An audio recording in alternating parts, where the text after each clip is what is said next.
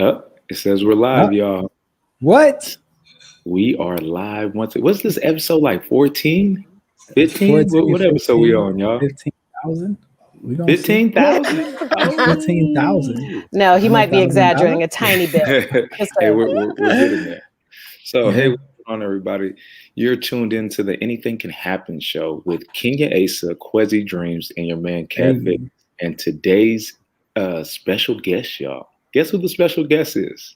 Who? Voila! What? Goodness today, y'all.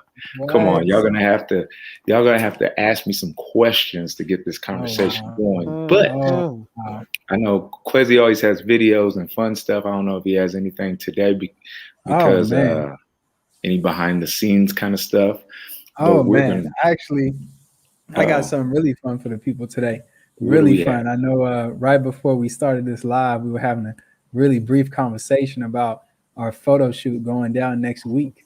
And this is going to be super, super exciting. I'm really ready for it. But we're about to make Anything Can Happen official, about to put it on the global map. But we're talking about pictures like this, posing, looking all. Yeah, we're gonna let I can help y'all out. I can help y'all because posing is one of my specialties. Whenever I take people's pictures, I pose them. You're gonna get me right, Miss Kenya? I will. I'm not gonna let us go down looking like no fools. So you guys can't be near me because I'm gonna be bringing like the whole like. Ooh, you're gonna be glowing. You're gonna do the faces. I'm gonna be bringing the whole thing. Zoolander. Yeah. It's gonna be Zoolander face. Zoolander face. We're gonna have a pose off. That's what we're gonna have. Pose off. We might. But I know we're talking about what everybody's gonna wear, and I think that'd be a good conversation, a good icebreaker. What should we all wear? And it's always funny to do it live. I'm interested in what the people are saying, the rebroadcast in the comments. But I'm really wondering what should we wear to this photo shoot? I'm gonna be sporty and fly. I'm gonna be in the workout gear, looking all clean and everything, ripping all the fitness gear, looking all just like I got done doing 100 push-ups real quick, flexing on everybody. Right. Absolutely. I'm not gonna be looking like that, but we'll see. You gotta have some yoga pants on, Miss Kenya. What? Probably not. And also my stylist, the incredible Prince Kaleo, is my stylist, and he'll be helping me get my situation together. So we'll see. I have no idea. What he has in store. I know it's gonna be fire. I know it's obviously. You got to bring out one of your best suits, Kwesi. What? My best suit? One of your best suits. You gotta be fresh to death for the photo shoot. Always, he always looks clean. Oh my goodness! Always knows what's up. Yes. I think of you as like the GQ one of the group. The Rolex you got in the top drawer. Y'all not gonna do this to me. He never looks raggedy. He never looks raggedy. I'm on my elevation path. But let's go ahead and hop into it. So we don't need no video today. We got something even better than that for the people. And I guess since our special guest is also one of our co-hosts, Kwesi and Kenya are going to be taking over this steering wheel today. So Kat, I know we got a quick bio for you for the people who don't know, or for the people who are just tuning in, joining the Anything Can Happen show. But Kenya, would you like to read off this little bio for our special guest? I would. Kat is an entrepreneur, a motivational speaker. He's a native of the Bay Area. Hey. He is the CEO and founder of Cat Fitness Wellness Center, Heal the Hood Tour, Powered Brothaz and Rejuvenate, an all-natural, vegan-friendly supplement company. Within these business ventures, he has many roles. As an online fitness trainer, he offers full body group training classes and helps people transition into a plant-based diet. As a motivational speaker, he has spoken at the Oakland Vegfest and San Francisco. So I am so happy to be having this conversation. This is so exciting to me because I love talking about this particular subject with Kat and talking about his history and where he's come from and where he's going. Yes. So I'm excited about this. Yes. Yeah. On the flyer, we threw up the before and afters and everything. I know people was like, what the hell happened to Kat? Why was he why was he in that medical bed hooked up to all those machines and stuff? Yeah, that looked like two cats. Right. Two cats put together into one cat. But infused. It was a futuristic cat with the past cat. Absolutely. And Kat, if you're able, could you share that picture for the people? Could you bring that up real quick? And that's what I was about to say. That picture is not sharing on my side. I don't know if you could pull it up on your side, Brother Quezzy. Actually, I can. I got this somewhere in here, and people will be like, "Who? Who is that?" Right. Wow, unbelievable. Yeah. Let me show this to the people. So if you're watching this live, then brace yourself. If you're in the rebroadcast, brace yourself. But I want you to check this out real quick. You might not believe this is our amazing co-host, Mr. Cat Fitness himself. Can everybody see this right here? I think they can. Come on. Yeah. Let's get some comments rolling in. If you could see the before and after pictures. Right. That was back in 2014. That was August 21st of 2014. I was in the hospital. The most interesting day of my life, y'all. It was the day I had thought I had a heart attack, right? So I woke up. It was like 1 a.m. that I woke up, right? And had the most intense tightness in my chest that I've ever felt in my life. I was like, man, it's like, what the hell is this? So me, not thinking that anything was wrong, just thought I slept on the remote or just slept the wrong way. Thought I was just going to get up and kind of like walk it off, right? So when I got up, my chest, like, it continued to get tighter and tighter. And the crazy thing about it is, mind you, I would just sleep just a couple minutes ago. So I'm like, why is my chest so tight? Why does it feel like I just ran like 100 sprints, 100-yard sprints back to back without taking any breaks? Like, I couldn't breathe. My chest was tight to the point where I was like, okay, let me go splash some water on my face. So I go into the bathroom, splashing water on my face, trying to get myself together. And I literally, at one moment, I was like, I feel like I'm about to black out. Like I'm about to pass out in this bathroom and nobody's going to find me until the next morning, right? So with a little bit of energy that I had, I went back into the room.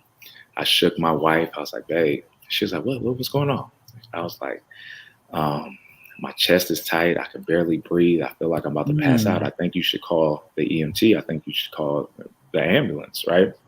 And she was like, she looked at me. She was like, oh, okay. She popped up quick because she knows I'm that type of person that doesn't like to go to the hospital, right? So if I'm asking her to call the ambulance right now, she knows it's something serious, right? Yeah. So she popped up real quick, calls the ambulance. It takes them like 5-10 minutes to get there. They start taking my blood pressure, taking all my vital signs, and they're like, hey, from all the symptoms that you're telling us and what you have going on, it looks like you're having a heart attack. We need to get you to the emergency, right? Right. And let me ask you, Kat. So how old were you in this picture over here on the left? I was 30 going on 31. Wow. Yeah. My 31st birthday was like 3 weeks away. Wow. Yeah. Or wow, you almost 3.5 weeks away. Yeah. Wow, that's powerful. That's powerful. Yeah. So let just for the sake of the viewers, right, who might be looking at this and might not know you at all, right, outside of the bio, and maybe watching 1 or 2 episodes, like how did it get to a point where you're 30 years young and you're essentially on your deathbed, right? Like, how did it get to that point? Yeah, it was it didn't happen overnight. It was 10 years of working in corporate America. And why I say that is because once I started kind of working in corporate America, I start really taking all my energy and focusing it on my career, mainly my career and my family, right? And not spending enough time focusing any type of energy on myself. So over those years, I started to gain weight, wasn't working out, really wasn't thinking about what I was putting in my body, like when it came to nutrition and stuff like that. So over those 10 years, I got up to in this picture right here, I was 250 pounds. Wow. And that was the heaviest I've ever been in my, the heaviest I've ever been. So, up until that point, prior to corporate America and stuff like that, my background is athletic, strength and conditioning.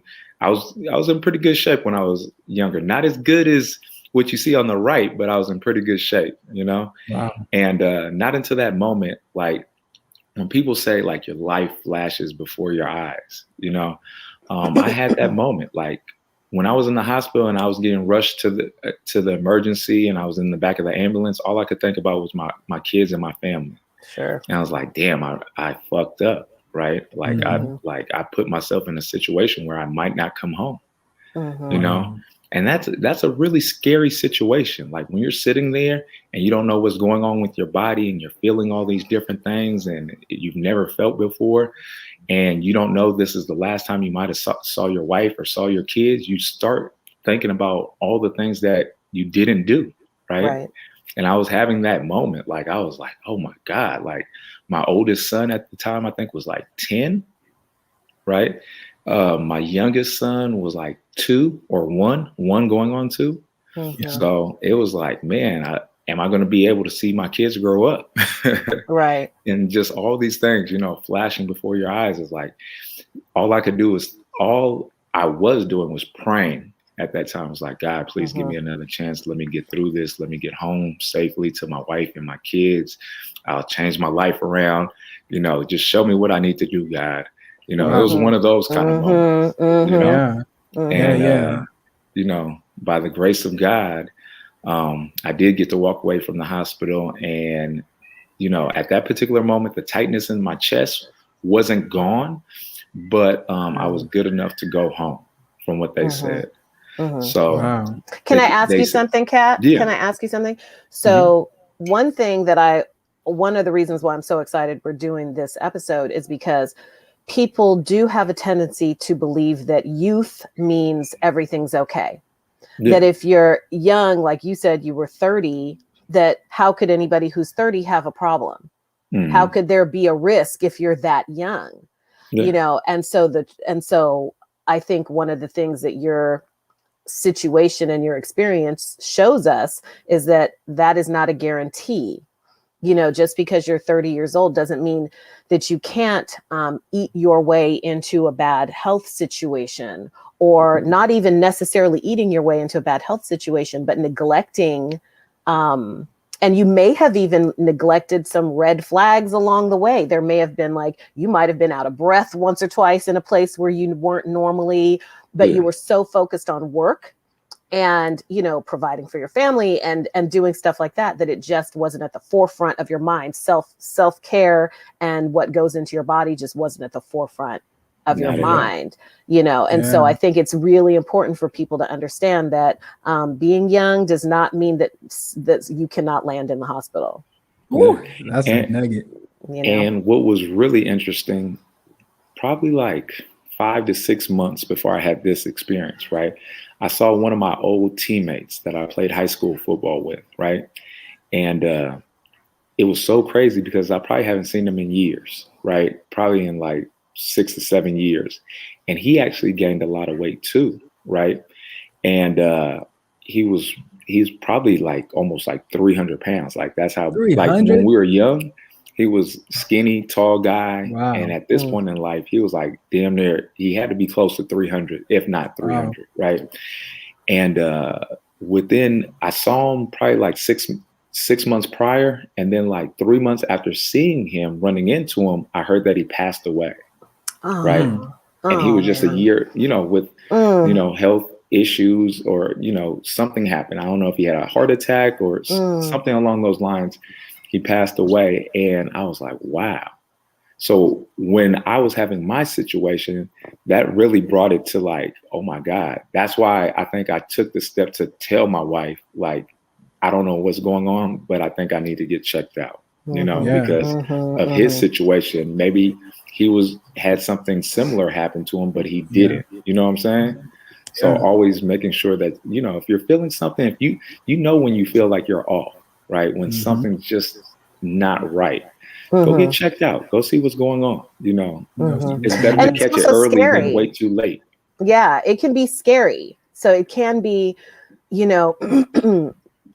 you know, it can be a situation where you're feeling something and you're too scared to get it checked out. Because I know people who don't go to the doctor unless there's something dramatic. They won't have check. I was just on the phone the other night with one of my best friends, and he was, I'm going to totally shout him out. He was he was telling me that he hadn't been to the doctor in a while and all this other stuff.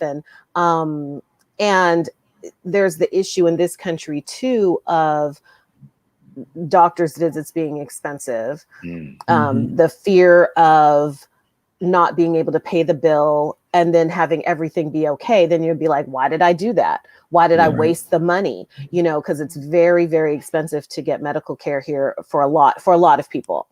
And so there's a lot of fear. There's financial fear. And then there's fear that you don't really want to know if there's something going on, you know, and so good for you. Ignorance is bliss. Right.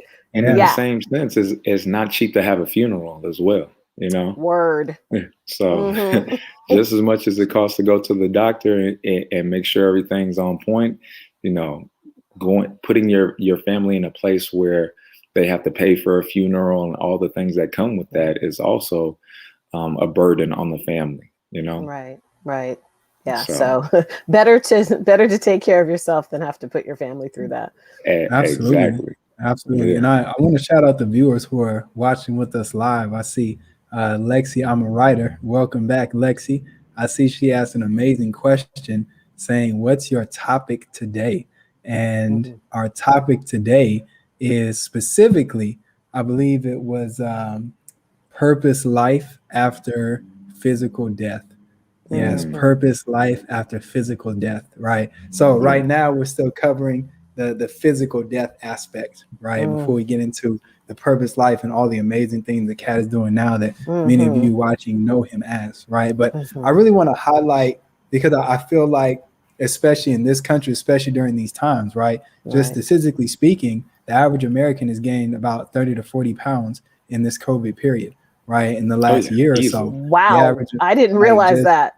Oh yeah. It's intense. It's intense, right? And when you consider putting on that amount of weight, that's like 2 pounds a month, right? Like putting on 3 pounds. That, like 2 to 3. Wow, that's that. It may not seem like a lot, but that's when you're putting it on in fat, right? Like that's a lot for your body to take on at one time, right? Because your bones aren't necessarily building the density, right, at the amount that your fat mass is expanding in your body, right? Think about and how it much can just more stress that puts on your heart and your other organs as well, and your joints, right? And like even your ability to think clearly, and like your lungs expanding as they should, right? Just like all these things that we're gonna see the real impact in like 10 to 15 years, maybe even sooner, right? But right now, we have an opportunity through this story, right, through Kat's vulnerability and transparency, to hear at 30 years young, like this man was on his deathbed, right? So I want to highlight something that was in that picture, because at the bottom you put like a caption, right?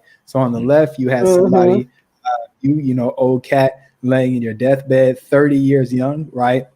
Not going to make it to 31 in literally 3 weeks, right? And at the bottom of that caption, you wrote some words, and would you mind sharing what those words were with our viewers? Yeah. So that's when I was still eating a meat-based diet. So, you know, I feel like at that time in my life, it was a lot of acidic products that I was putting into my body, a lot of meat, a lot of dairy, a lot of alcohol, just different things, right? And that's how I got to that place in that bed, right? And then once I made that transformation, I started thinking about, what am I really putting in my body? What do I really need to put in my body? And that's when I started going plant-based, right?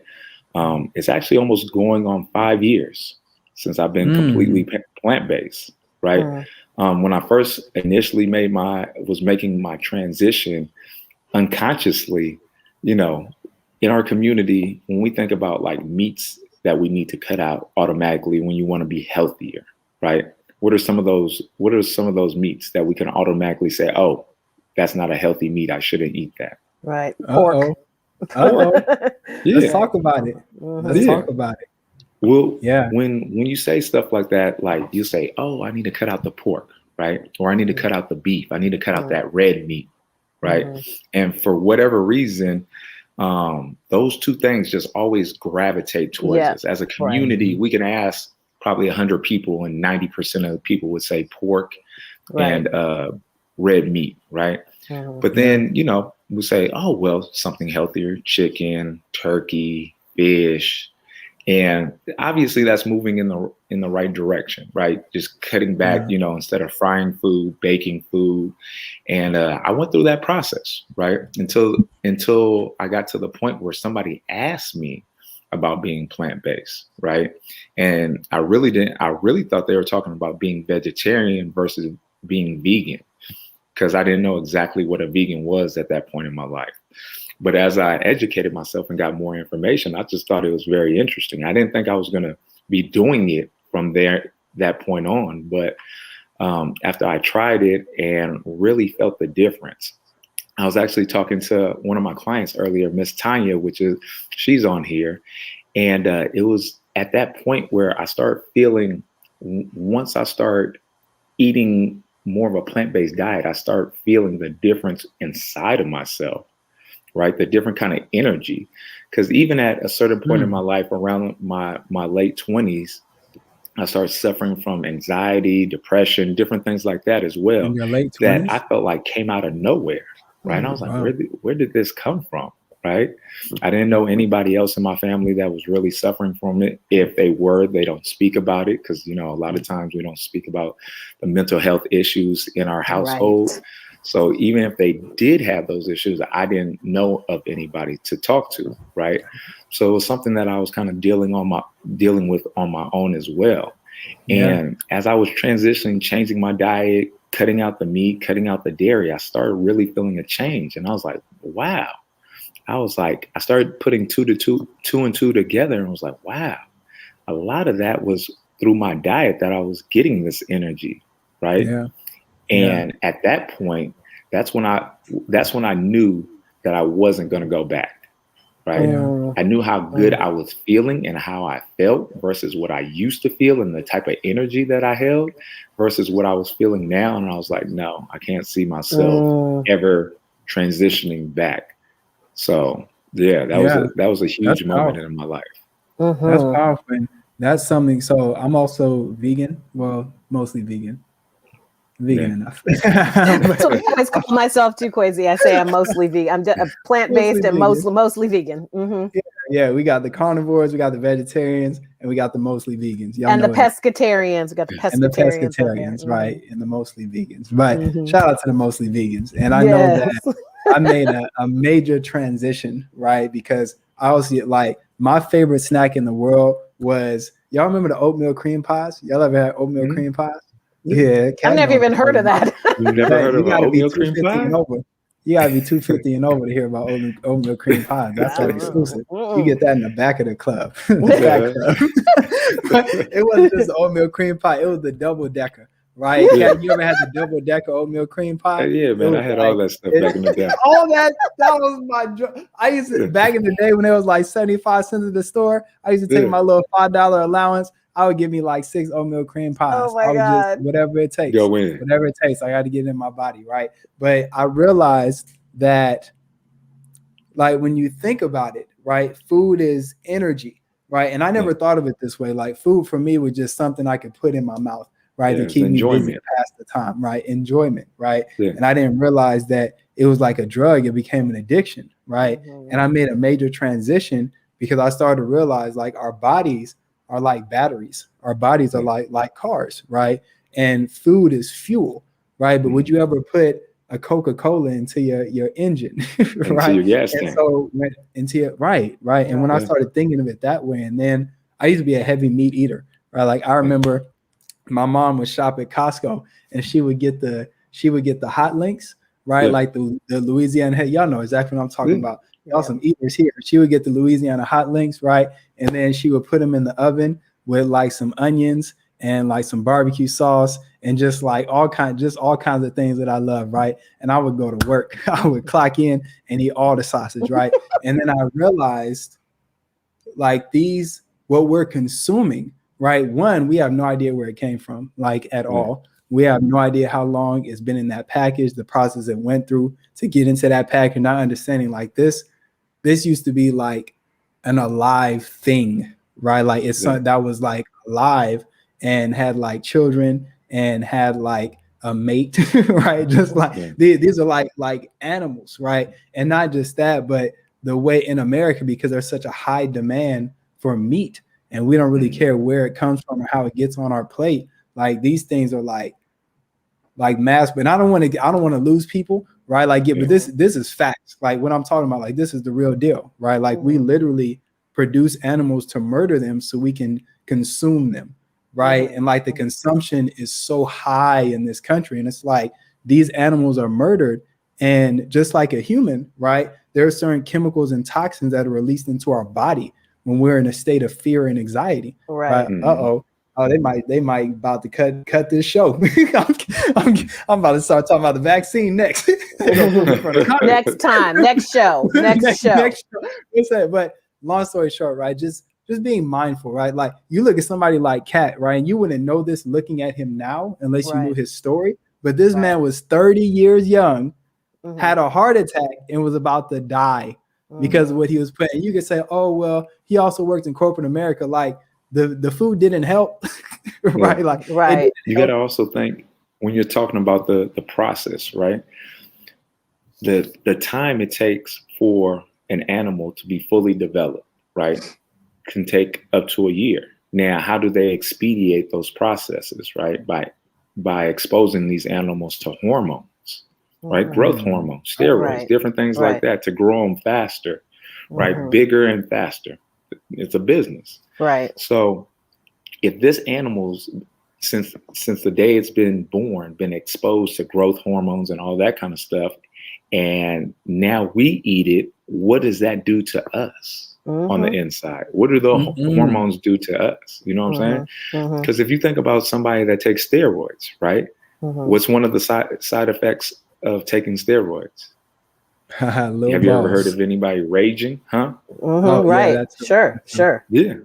So all these different things that we can be suffering from mentally that we're consuming, that we don't understand where these symptoms are coming from. We have to think about what we're putting in our gut and what we're absorbing, because that affects our immune system, that affects our total body, that affects our mental health, the whole nine. Very much so. And nobody ever presents it to us in that light in our community. You know what I'm saying? Nobody ever talks about like, oh, what's your diet? You know, if you're suffering from some of these things, anxiety, depression, all these other things, nobody ever says, oh, it might be your diet and what you're putting inside yourself versus, you know, take this pharmaceutical, this antidepressant and all these other things, and this is going to fix the issue. You know, but also too, when Kwesi mentioned, you know, we don't know where the food comes from, right? Like you said that earlier on, Kwesi. And I think part of the issue is that we are often lied to about where something is coming from, right? So y'all, if anybody out there is a seafood eater and you want to stay a seafood eater, don't watch Seaspiracy on Netflix. Seaspiracy will make you never. Let me tell you, I saw this and I was like, yeah. So don't do it if you want to stay a seafood eater. But you know, there are things that come on some of our packaging, like what they talk about in that film is dolphin safe tuna. You know, so you're thinking to yourself, well, I can eat this tuna because it's not killing dolphins. What that mean? And but the truth of the matter is it's all a lie. They're killing dozens of dolphins just to get to that tuna. Oh my goodness. You know, and they just drop nets.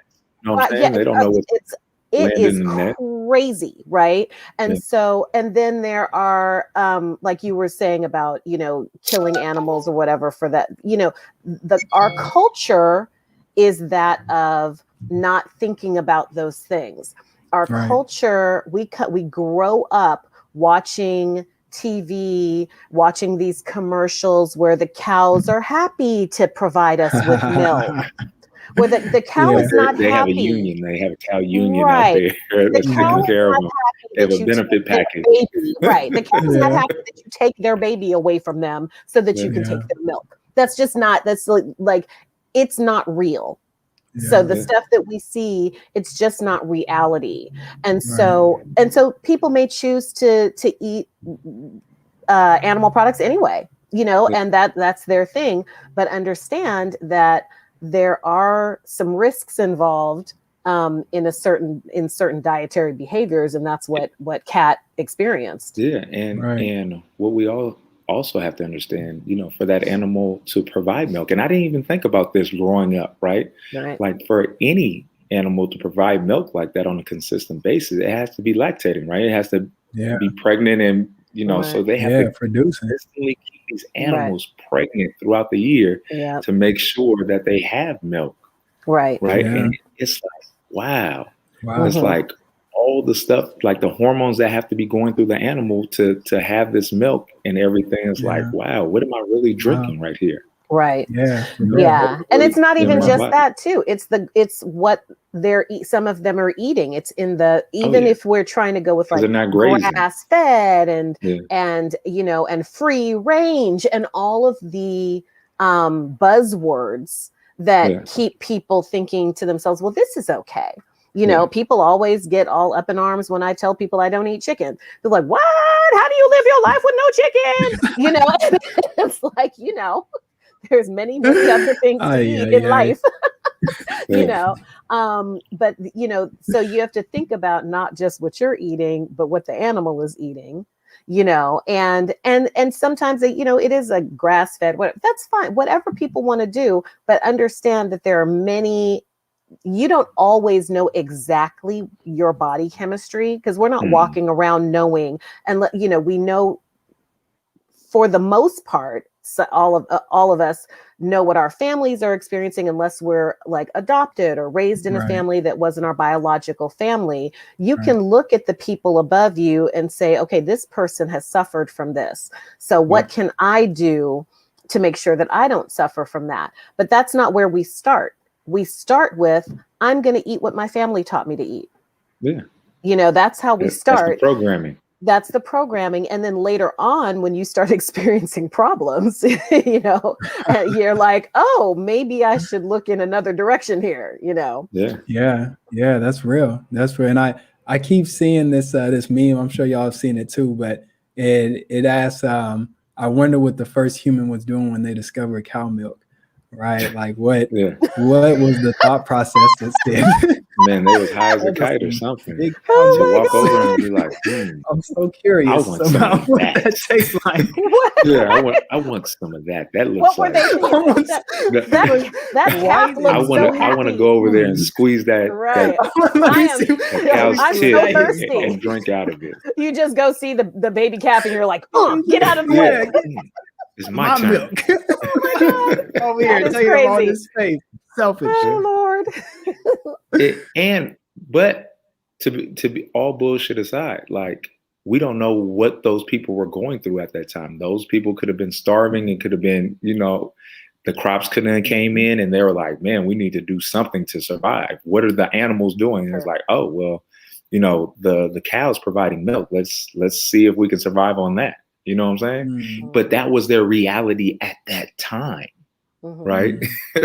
That was the, you know, like I think about same question about how people probably got introduced to fish, right? Well, if I'm some kind of tribe and I'm living by the water and I want to go, you know, as far as I can out, I probably brought so much supplies, right? But what happened when those supplies, they were all gone and I'm still out on the ocean somewhere? Right. I probably had to figure out to catch something in the ocean to eat it to survive. Right. Yeah. And said, OK, I can survive off of this until I get back to land. Right. And when I got back to land, they're like, well, you've been gone for a long time. How did you survive? Oh, well, I figured out I could eat something out the ocean.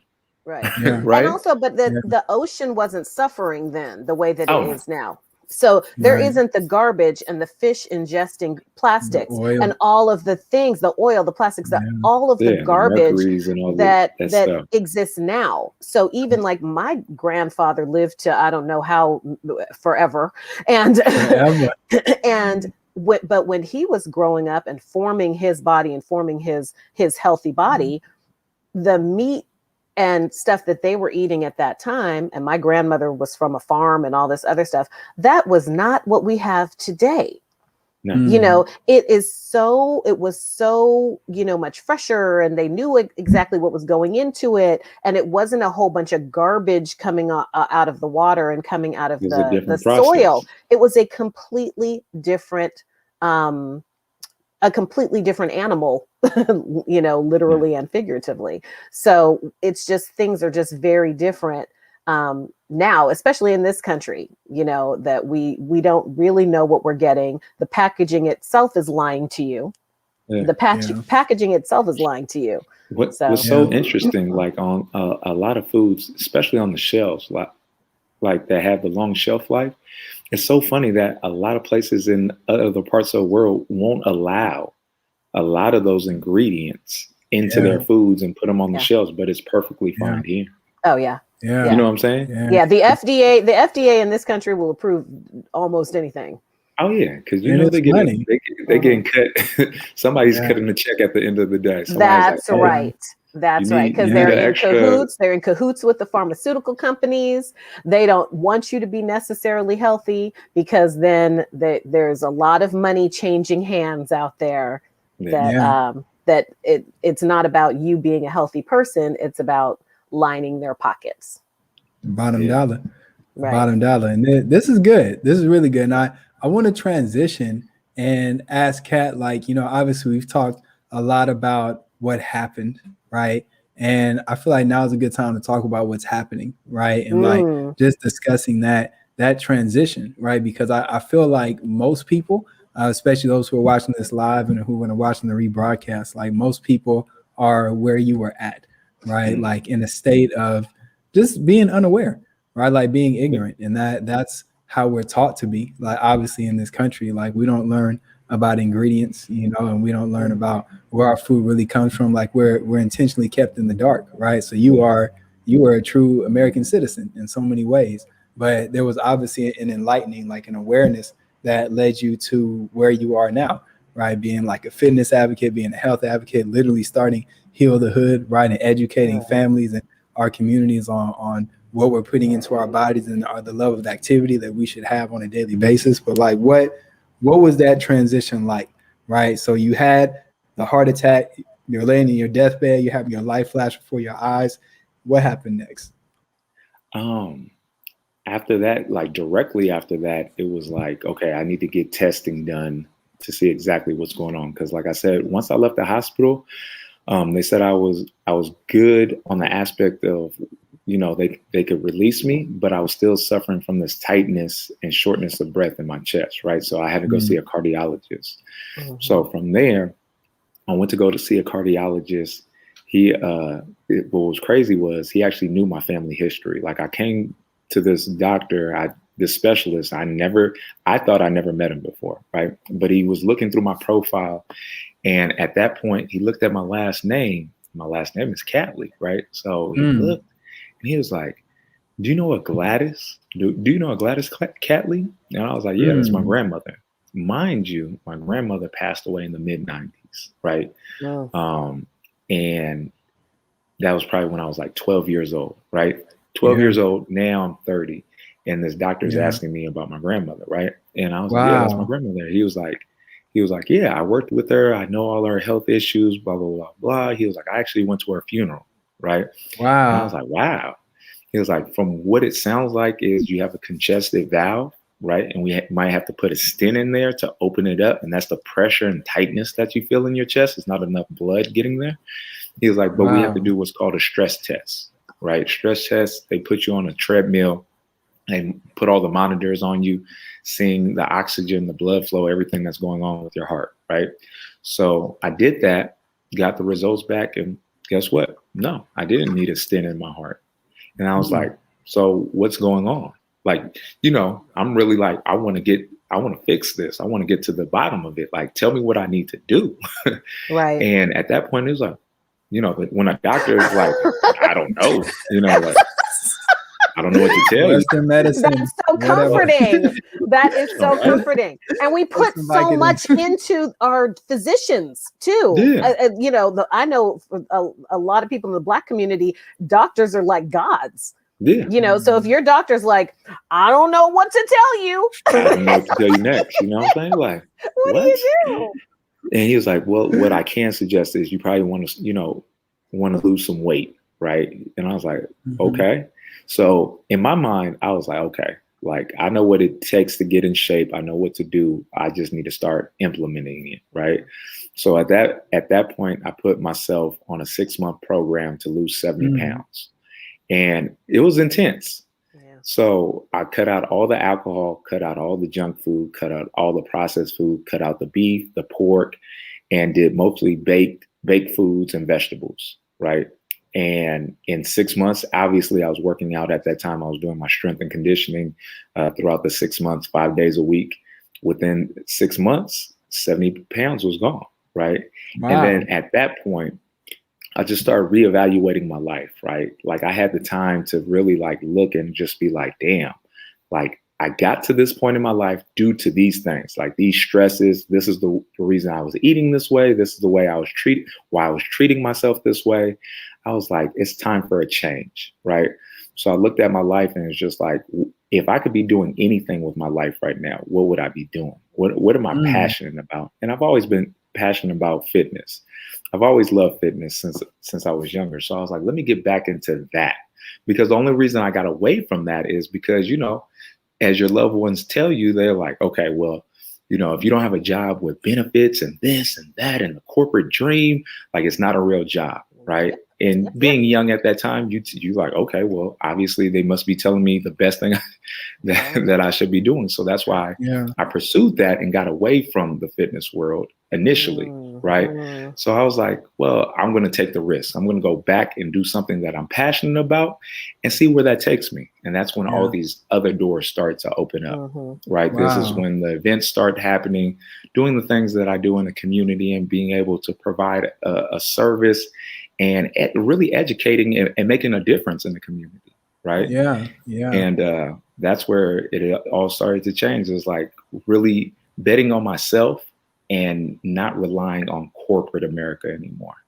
Right. Yeah, absolutely. Self-sufficiency, right? And I want to recap, because that was like, you fit that whole thing into like 5 minutes. And there were like some major bombs that you dropped in that 5-minute period. And I hope that people caught it. But just to recap, right, at least from what I caught. So you mentioned that, you know, immediately after you had the heart attack, the health scare, and then the doctor's like, hey, you might need a heart stent. But by the way, your grandmother, like I was her physician, right? Like I took care of her and I was actually at her funeral, right? Like first and foremost, like mind blowing moment. Right. Okay. Right. And then they give you the stress test, right? And you find out that, you know, you don't need the heart stent, and the doctor's kind of like, I don't really know what's going on, but you should probably lose some weight, right? And so you made that transition sound pretty easy, right? Like you going from having that health scare, like was the health scare that traumatic? Like did it shake you up that much where you were like, I have to make an immediate change? Because there are other people who I believe that food is a drug, right? Like to be completely honest, it's fuel, but it's also it's a drug. It can be very addictive, right? Yeah, of course. So you being in that position, like it doesn't sound like your circumstance changed that much, but obviously you're like, you had a major life crisis, right? And was it that severe where you never relapsed, right? Or were there moments where it was like you had a setback and then you had to remind yourself and keep moving forward? That first 6 months was it was like boot camp. It was pretty strict. It was like, it's all or nothing. Right. I felt like if I went back, I was going to die. And I was thinking, just like I was telling you, when I was in the ambulance, I was thinking about what I had to lose. Right. I would compare the choices that I was making in life. Is it worth going to the fast food place and potentially eating this burger, this junk food, or seeing my kids grow up? In my mind, that's the extent that I kind of painted in my mind. Right. It was like, that first 6 months, like I said, it was no alcohol, no processed foods, no fast foods. And it's so funny because even when I was still working in corporate America, I was bringing my lunch to work, right? And a lot of times they would have, we'd have luncheons and all this kind of stuff where the job provides you food and snacks. And, in the morning time, they bring us donuts, they bring us coffee, they bring us juice, and lunch, they give us pizza, sandwiches, all these different kind of things, right? Yeah. But at that point, and it was all free, right? It was like a buffet of free junk food and all the stuff.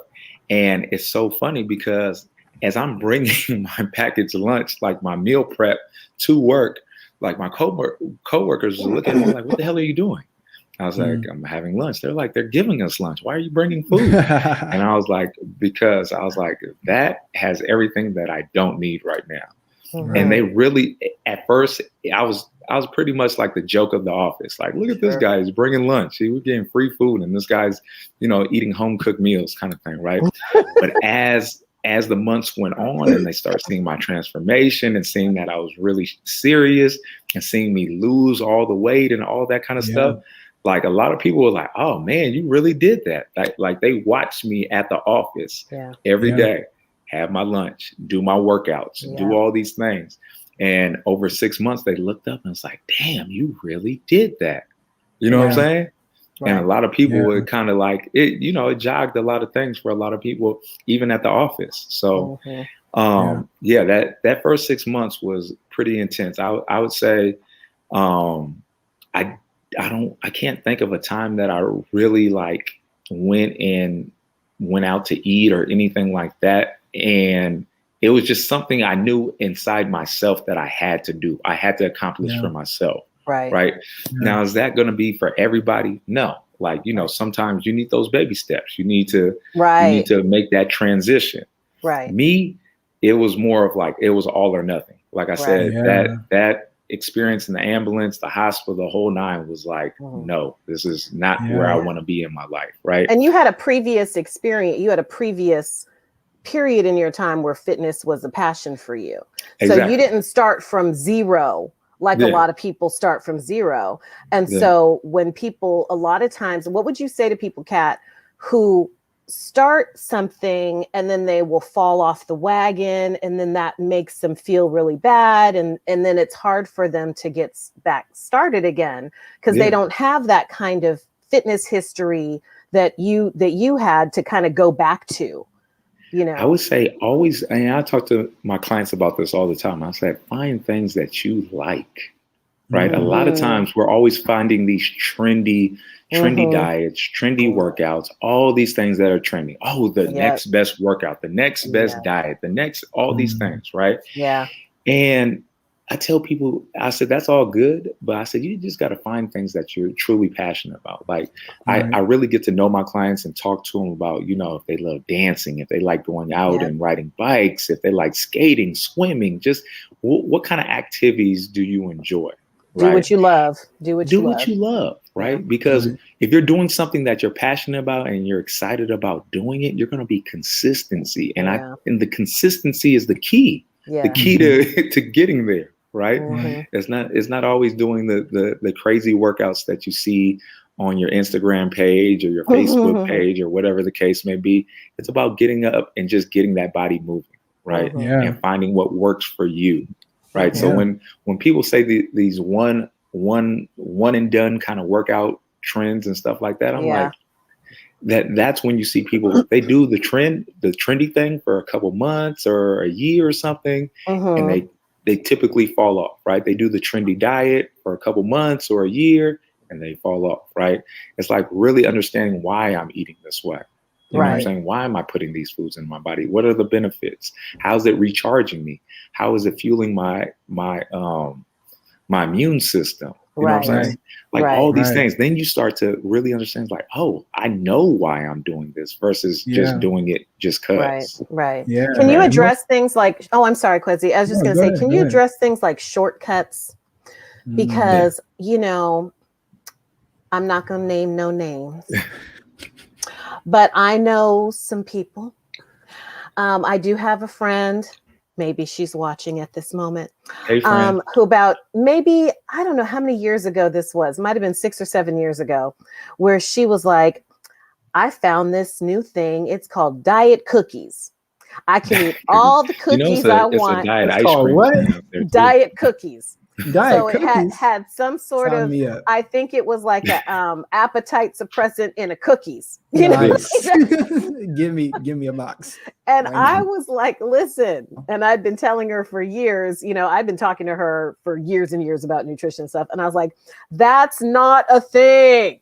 Like, that is not a way to help. Or the what are those things called that a lot of women the cinch your waist, it like wraps your waistbands? Waist trainers. Yeah, waist trainers. That's the way. So squishing all of your organs into a small, compact thing is not actually good for your organs. Yeah. Like, what can we do? Because you have clients, and you know, I'm assuming that you have clients that have tried some sort of kooky diet at some point, or some sort of strange things. What do you tell those people? Yeah, I just asked him, why do you think that's going to work? And he's like, oh, because of however they saw it promoted, right? Sure. And we have those conversations, just having a normal conversation. Yeah. I was like, well, essentially, okay, if you have a waist trainer on, right, your lungs have to contract and expand, right, to breathe, right? If you have something that's tight around your waist, how is that going to affect your breathing? They're like, it's going to restrict my breathing. I was like, do you think that's healthy? They're like, not so much. And it's like, well, there goes your answer for yourself, right? Yeah. Just kind of just breaking it down in its simplest form. Kind of just asking yourself like common sense questions at the end of the day, you know, and just and you know, I'll be like, yeah, it can help you sweat more, right? But essentially, so does a hoodie. So does a lot of different other things. You know, wearing a couple layer, couple layer of clothes and different things like that to get you to sweat more. So are you just looking to sweat more? Or are you actually looking to burn fat and build muscle, right? Do you think the band burns fat and builds muscle by itself? Or do you think the activity that you do burns the fat and builds the muscle?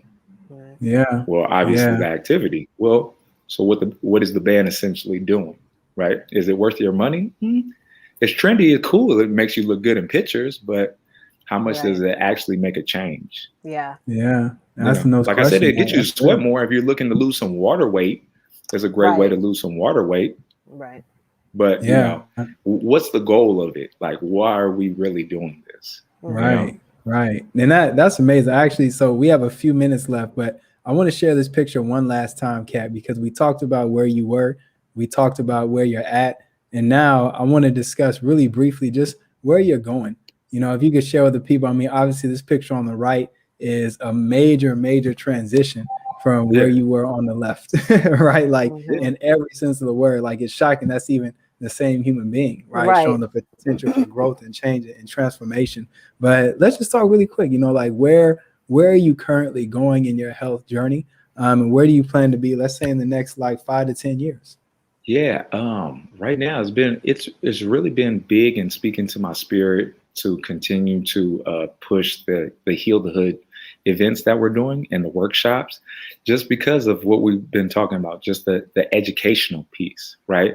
Because there's so many people in our community suffering from the exact same thing, right? How many of us, even on this live broadcast right now, know somebody that's overweight, right? That's suffering from obesity, or somebody suffering from high blood pressure or diabetes or heart disease. These words are just so common in our community right now. Like, we know not only one person, but probably a handful of people that are all suffering from these different things.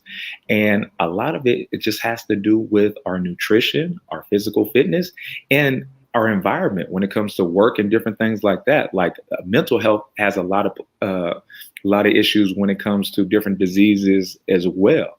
Like, we forget that the stress that we put into our life creates a lot of diseases within. You know what I'm saying? Like, but we don't talk about that in our community. So the whole goal of the Heal the Hood workshops and events that we do is to go back in our community and take people that have gone through the process, right? And now have become like health coaches and, sharing their experiences, sharing their resources, their tools to the community to show people what steps you need to start to take if you're interested in moving in that direction in your own personal life, right? So I know this mission has outgrown what I initially thought I was supposed to do. I thought it was a one-man show like Cat Fitness, rah, rah, rah. But no, it's all about bringing all these coaches in our community together and us to heal the community as one, because my story might impact X amount of people, but then you have somebody else that has a whole different story. I know people that have reversed blood cancer, right? Oh. Typically, when you hear something like blood cancer, you're like, oh man, it's time to check out. But I have a friend that's named Chuck, and he went through the process. He had blood cancer. He had all these health issues, the whole nine. He started changing his diet. He went vegan, plant-based, and he also started working out and doing all these different things. And guess what? The doctors to this day do not know how he reversed his blood cancer, right? Wow. When they told him, they was like, you might not be able to see your son graduate from high school. This is the conversations the doctors are having with them, right? And after a year or two, after him changing his diet, working out and everything, the blood cancer went away, right? Wow. And now there's no traces of it. And how does that happen, right? So these are the conversations that we need to start having with our community. It's like, doctors do have a purpose, right? I'm not trying to discredit doctors and say, don't trust any doctor or anything like that. But you have to weigh your options. There's a lot of things that we're not knowledgeable about in our community and we're not exposed to. So giving people those resources is like the new mission. It's like, hey, how many communities can we go through and do these workshops and have these educational talks and create these different platforms where people can ask questions and reach out. And I'm not sitting here telling you like I have all the answers, right? But I've come across so many people and so many different resources. I bet you I know somebody that I can point you in the right direction that can help you out where you're at in your own personal journey. Right. So, and that's empowering them. That's empowering our community. That's empowering each individual to learn, to learn and to seek. So that's amazing. Yeah. And that's what this is all about, for our viewers watching live, thank you for tuning in. For the people who are watching the rebroadcast, the thousands of you, tens of thousands that are going to watch the rebroadcast, we're very grateful that at the very least y'all are here to just get a new perspective, right? So we're not saying eating meat is bad or drinking milk is bad or being the only mammal that drinks another mammal's milk is bad. We're not saying none of that.